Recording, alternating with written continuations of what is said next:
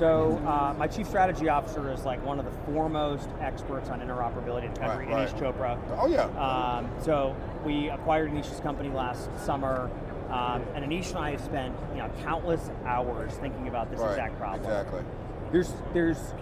I'm going to say there's two swim lanes we play in. First, since starting the company, it's been really important to us that we serve both payers and providers.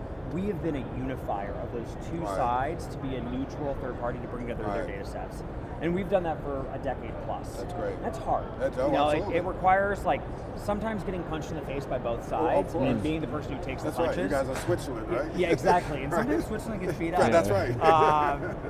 But overall, through the course of time, Switzerland has become a great nation for being neutral. So I think neutrality is really important. Exactly. The second piece is there is a massive, for the last decade, there's been a bunch of federal intervention through both Democrats and Republicans.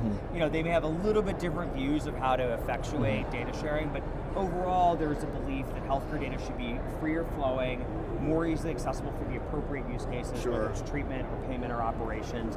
And in partnership with Anish and the Care Journey team, we've enabled inbound and outbound FHIR servers to make data liquidity much more actionable. Exactly. And we're, as an example, we're one of the largest consumers of the beneficiary claims data access API, which is one of CMS's data exchange pathways.